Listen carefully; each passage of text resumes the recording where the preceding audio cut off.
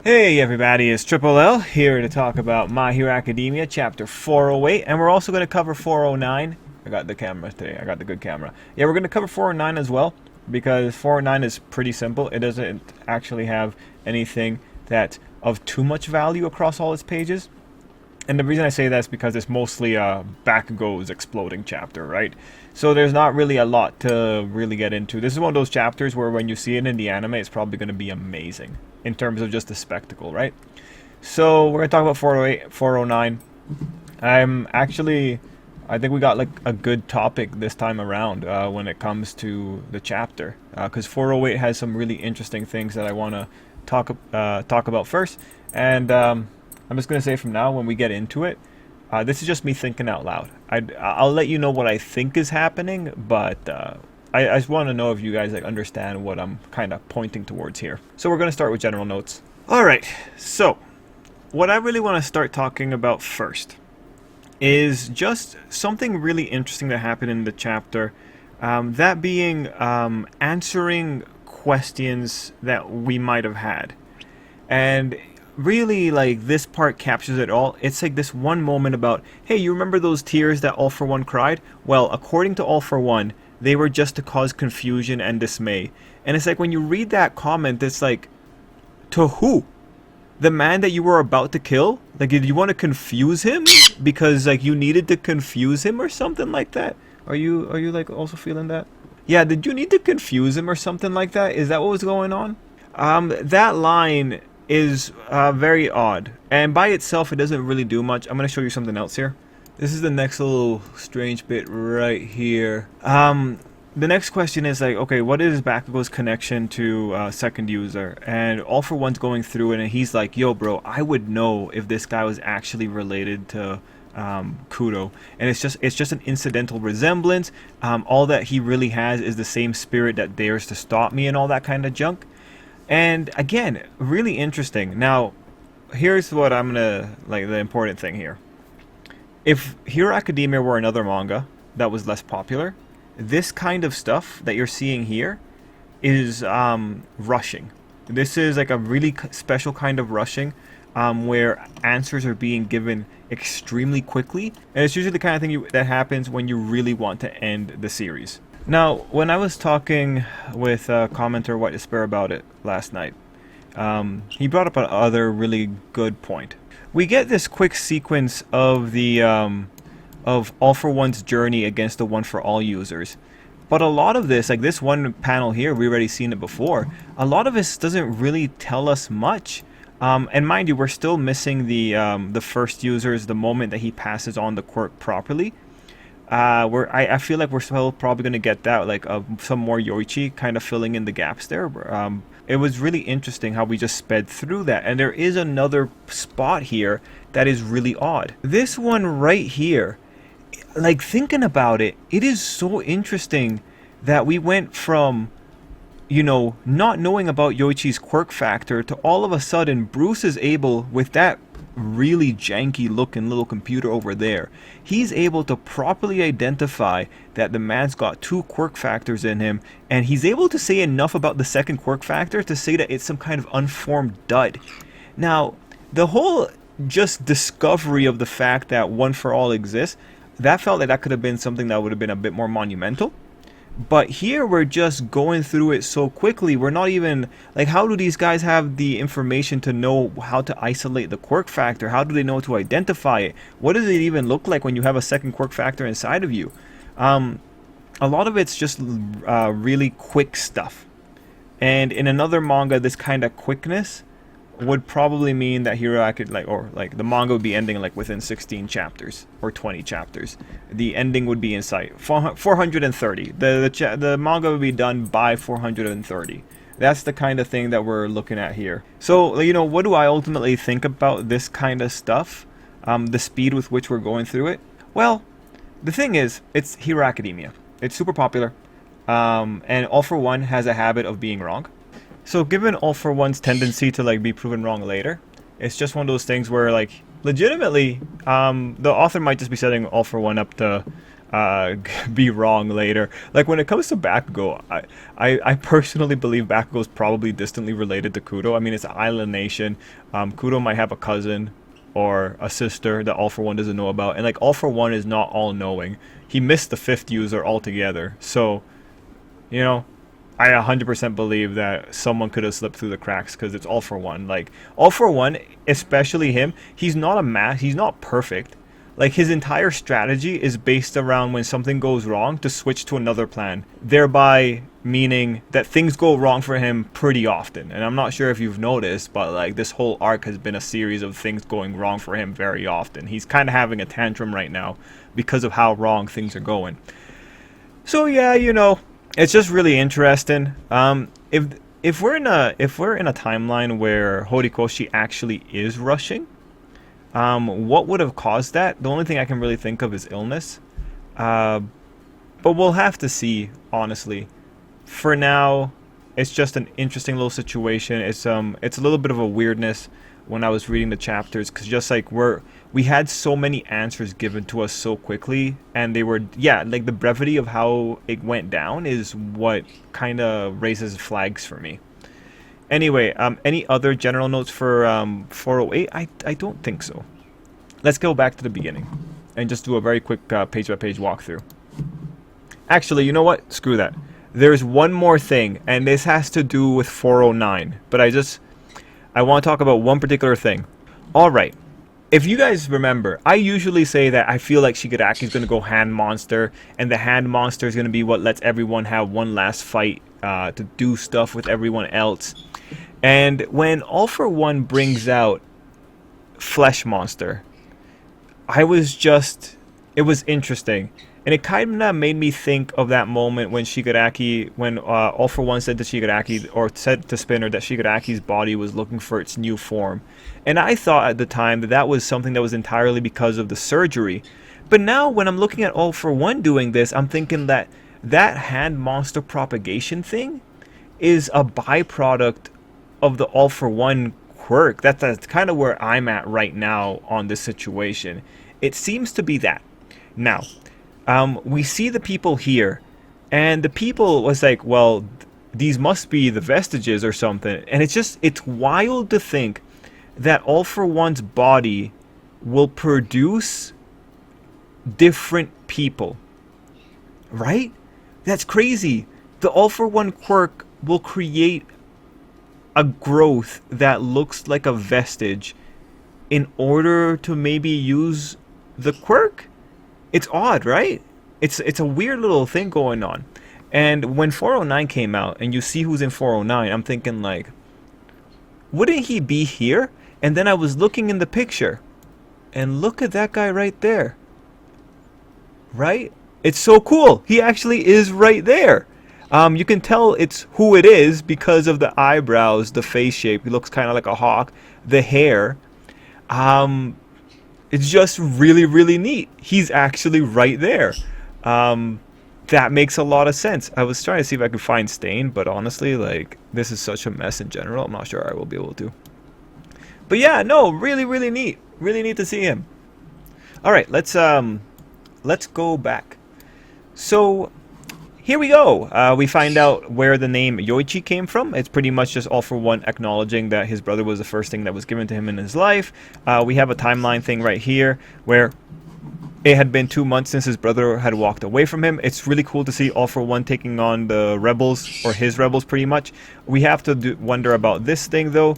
Guys, when you see this destruction, what do you think about it? Because I look at it and I think like this is a version of Decay. It's leaving a hand behind. It's pretty messy. It looks like a version of Decay. And the only reason that's important is because if All For One gave Shigaraki Decay, then that's why it's important. Okay, so we still have some narration here. We find out from birth there'd been no shine to his eyes. We have like some really interesting little parallels coming in, comparing the two of them here. Cool. I do wonder if he actually has little membranes across his eyes. We go into a wonderful scene. This is one of Horikoshi's favorite, far above the masses type, hiding in your penthouse suite. So this little segment, we find out that he's had a fascination with hands for a very long time. Interestingly, according to the timeline here, it doesn't seem like All For One has actually met the Doctor yet. So it's interesting that he had this little tech right there. Now, very quickly, because like you guys know that I love these scenes, and like props to Kayla for reminding me of this. Just want to remind you of Nagant's Nagant's penthouse suite and how this is framed.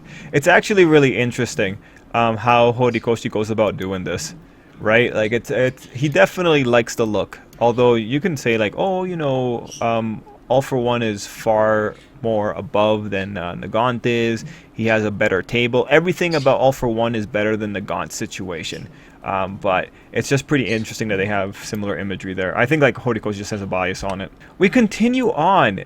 We go into this page. So importance of this page is pretty much All For One explaining how he saw his brother's insignificant, non-functioning quirk factor, why he never really took it seriously, and then you go into like that really just question-raising part. Oh, we find out that the third user's name is Bruce. Man, that's just funny.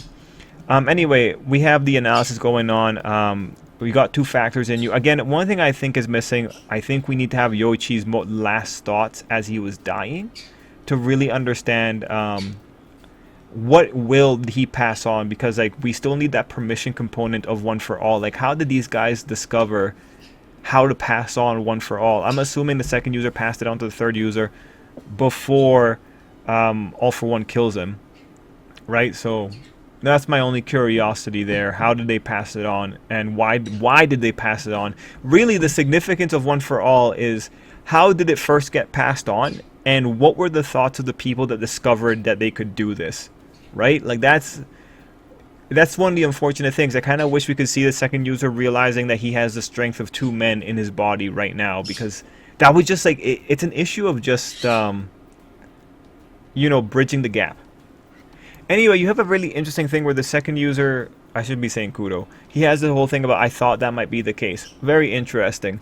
In All For One side, it's interesting how he is able to conclude that his brother still lives on somehow, using, and honestly what I think is just like pretty fragmented pieces of information. And again, this just plays into that rushing aspect of it. The metal ability granted him was essentially absorbed by his own to make up for what it lacked, stolen in a sense. So interesting that that's how you're like talking about how two became one, I guess. Interesting. The stolen there to me is just to build a commonality between One For All and All For One. And then we have like, again, these comparisons where you have the negativity that All For One sees, and I guess the positive, or like the hope that buddy guy Kudo sees. Okay, so we have Yoichi going here, and this is one that was pretty interesting just because we're talking about the ability to both give and take. It's really interesting. I was talking about this on the live stream, but the order that you give people words in affects ultimately their impressions about things, because people, like, you know, hierarchies involved, and you know, there's all kinds of things about how people are really good at remembering the beginning and the end of a list or something like that, or like how so in this case, saying give and take is interesting just because All For One's power is not give and take, it's take and give. And the reason that you have to like play around with that is because All For One is more defined by his taking rather than his giving. White Despair commenter had pointed out that give and take is maybe more towards Izuku's variation of the power. But the problem is, like, metaphorically, the problem is that Izuku giving the power away actually ends up killing someone if they don't already have, or sorry, if they have a quirk factor.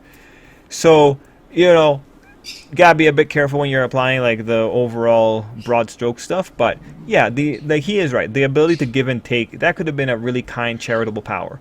But of course, the power first has to take in order to give. So when you reverse it that way, you see that this is actually, you're predisposed to be a bad, or not bad person, you're predisposed to be a taker more than a giver. But I think this is just further showing how much of a kind person Yoichi is. It just shows that Yoichi really, you know, he thought there was a way forward for his brother. We go into the crocodile tears. Like, honestly, I don't believe him. I just feel like he's actually very offended, very upset, and he told himself that those tears were fake because All For One is that kind of person. And sorry for the bird squawking in the background, if you can hear it. Very upset that I had to put him away in his cage. Alright, he's very upset I had to put him away. Anyway, we go through the sequence in the flashbacks of seeing how these guys died. We saw second user. Over here we have third user's kill.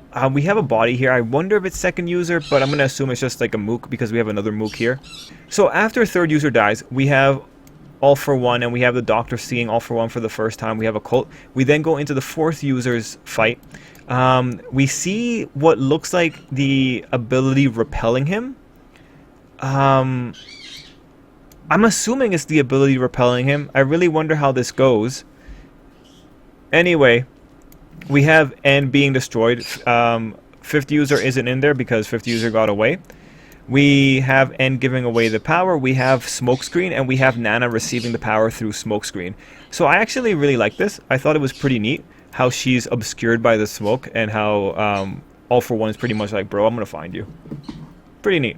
So he's been hunting down this power for a very long time.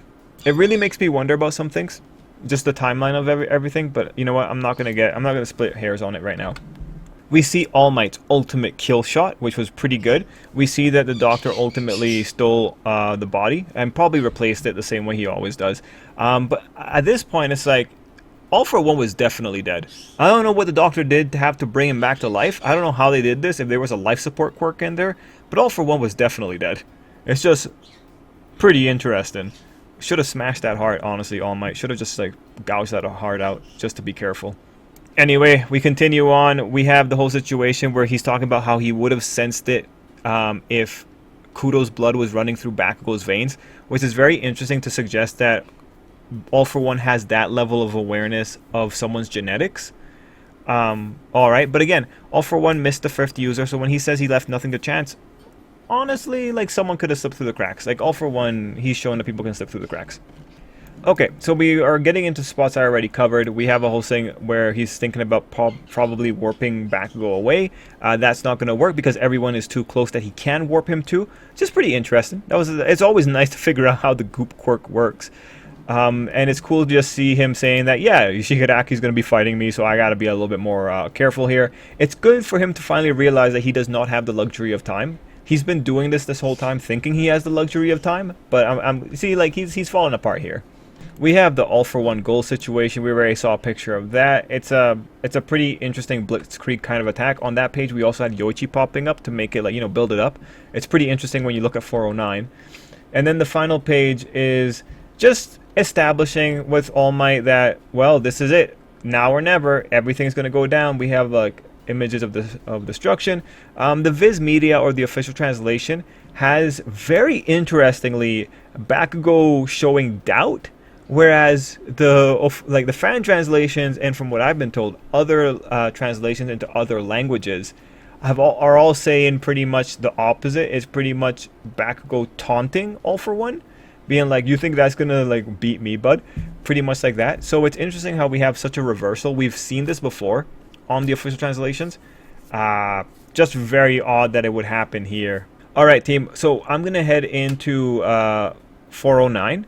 I gotta be a little bit careful with the images, but there's only a few key images in 409 in the first place. So 409 opens with Bakugo having a little bit of a monologue, and like a big thing here is he's gonna rely on explosion. So there's just a lot of things like that going on in the chapter. So the first page doesn't have anything really valuable aside from just nice pictures. So when you move into page 2 and 3, technically, because it's a double page, again, it's just damage depiction. The most interesting thing on these pages is that Bakugo is saying, "Please explode," and he says "explode" out loud. So this is just really interesting because you've always wondered, how does Bakugo ignite his explosions? That's always been a question. So that was interesting to see it in the spoilers and seeing how it actually worked out in real time.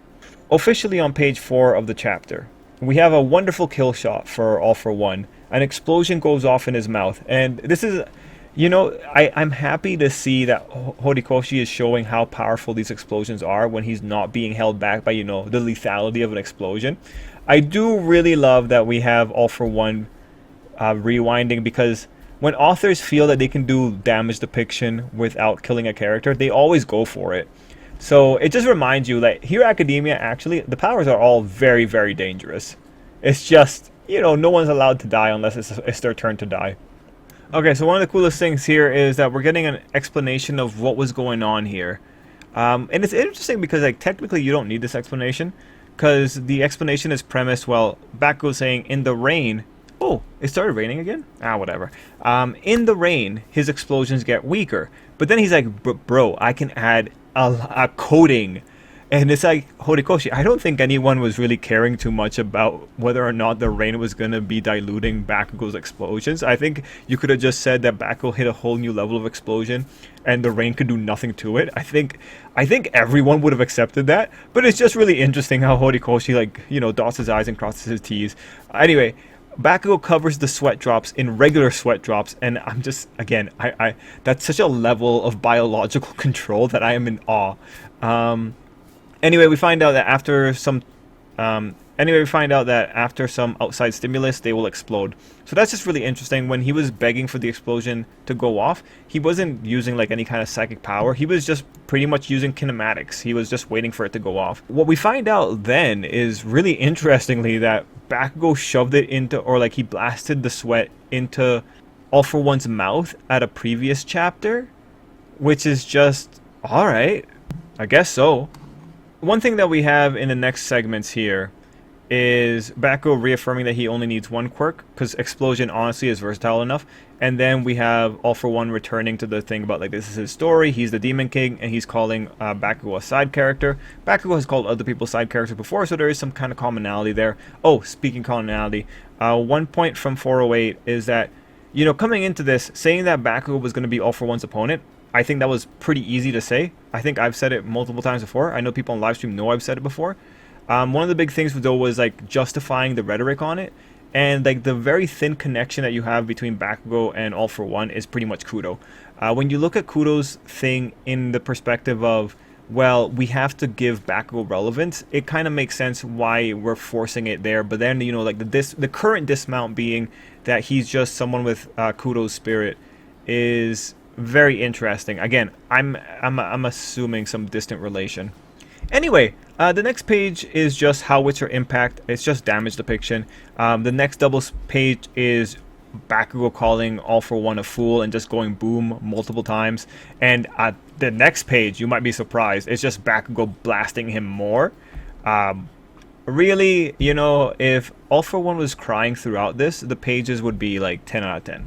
If All For One was crying the entire time and there was no way to argue it, would have been like the most amazing chapter. Would have been the chapter of this whole series for me. But All For One's not crying. Maybe next chapter. Oh, sorry. There is another page of just pure damage depiction.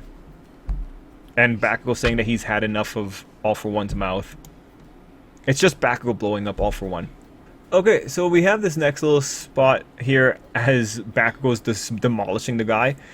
We have a thing where All For One's thinking that he's unable to mix his quirk factors together. He's saying it's not Explosion's doing. Is it because my body's becoming young and frail? Interestingly, we have this thing where it's like, oh no, the more you use negative emotions, the more your control weakens.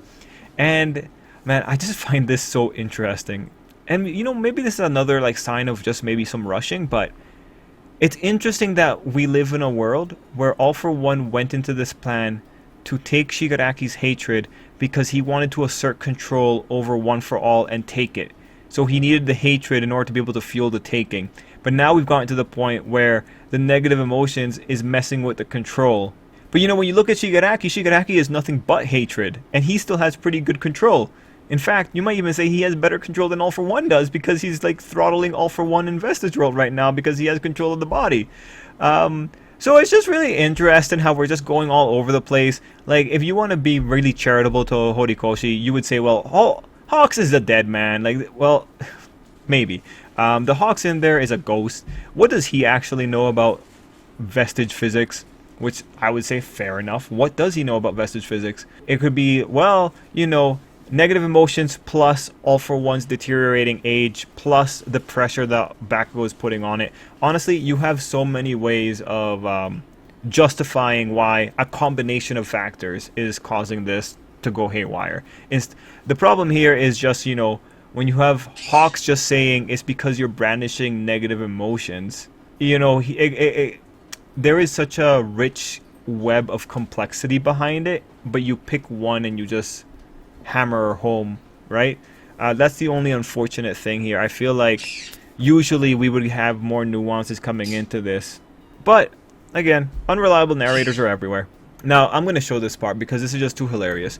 Look at that guy's face. What a troll, man. Bro, Hawks is going to go inside you. Not only is he going to take the woman inside you, he's going to make a fan club out of it. Man, Hawks, what a guy. That is the face of a winner. Anyway, what was really interesting here is that we have a few people with wisps, and we have like the girl. The girl doesn't have any wisp, and the guy next to Hawks doesn't have a wisp either.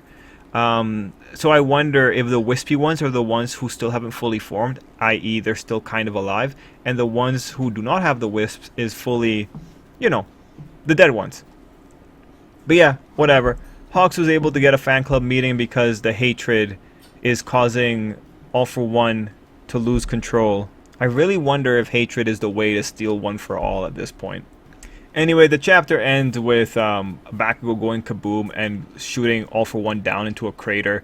Everyone's watching. All Might says the things little by little. All the damage dealt by everyone. Finally, All For One now once and for all. I do feel that's All Might saying it. But yeah, we have All Might. We have Bakugo's parents watching a TV screen. They make it look like they're watching from afar, but they're watching a TV screen. And Yoichi's also like looking like it looks like Yoichi's pitying his brother. But yeah, that's pretty much where the chapter ends.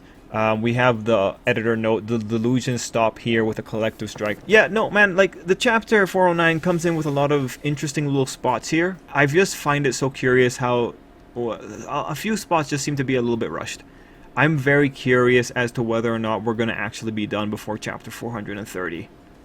Because thinking about it, 20 chapters, a lot can happen in 20 chapters. But we have so much to cover still. Anyway, what do I think is going to happen in the future of Hero Academia?